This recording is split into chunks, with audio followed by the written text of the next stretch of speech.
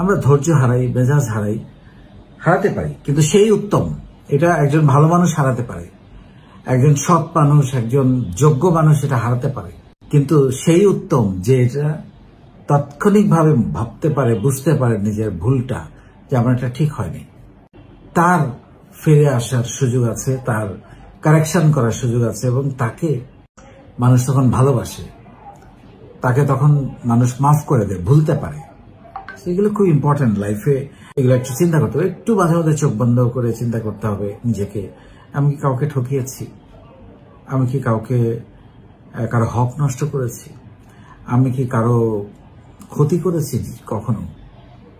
কারো গীবত গিয়েছি কখনো, যেটা আমার দরকার নাই? কারো বদনাম করেছি কখনো, যেটা আমার কোনো দরকার নাই? আমার জন্ম হয়েছে, একদিন আমি মরে যাব, শুধুমাত্র এবং কেবলমাত্র ভালো সঙ্গে থেকে, ভালো কাজ করে। খারাপ আমাকে কেন স্পর্শ করবে? আমার মুখ দিয়ে কেন একটা বাজে কথা আসবে? এরকম ভাবে চাইলে জীবনটাকে চালানো যায়, সম্ভব। তো সেই জন্য আপনাকে এই প্রশ্নগুলো নিজেকে একটু সময় দিয়ে নিজেকে একটু করতে হবে। তাহলে আপনি অনেকের মাঝে আপনি অসাধারণ হয়ে উঠবেন। আপনার ব্যক্তিত্ব, আপনার সততা, আপনার বিনয়, আপনার ব্যবহার, মানুষকে আপনার সম্মান, আপনার লিডারশিপ, সবকিছু মিলে আপনি এক অনন্য মানুষ হয়ে উঠবেন, যাকে সবাই সম্মান করবে, শ্রদ্ধা করবে, এবং আপনার সঙ্গে মিশতে পছন্দ করবে মানুষ। একটা জিনিস দেখবেন, নেগেটিভ মানুষদের সঙ্গে কিন্তু মানুষ কথা বলতে বা মিশতে পছন্দ করে না। হাই হ্যালো ঠিক একটুকের বেশি কিন্তু এগোয় না, কারণ জানে যে আপনি কিছু একটা বলবেন, তার এগেনস্টে সে এমন একটা নেগেটিভ কথা বলবে, আপনার মন খারাপ হয়ে যাবে।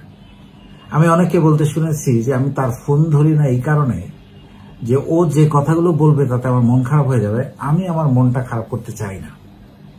চিন্তা করেন, মানে বিষয়গুলো, অথচ তাকে সেটা সে বলতেও পারে না। বিষয়গুলো কতটা গুরুত্বপূর্ণ যে মানুষের মন জয় করে জীবনটাকে চালাতে পারা উচিত, কেন নয়? আমাকে যদি মানুষ ভালোই না বাসে, এই জীবনের অর্থ কি? মূল্যহীন জীবন।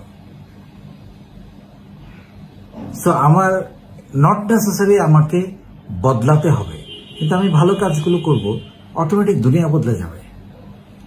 অনেকে বলে যে আপনি নিজেকে বদলান, আমি বরং উল্টাটা বলবো, আপনি ভালো কাজগুলো করেন, ভালোর সাথে থাকেন, পজিটিভ থাকেন, কমিটমেন্ট ঠিক রাখেন, সৎভাবে জীবনযাপন করেন, বিনয়ী থাকেন, মানুষকে ভালোবাসেন, সম্মান করেন, অন্যরা বদলে যাবে আপনার আচরণে। আপনার বদলানোর কিছু নাই।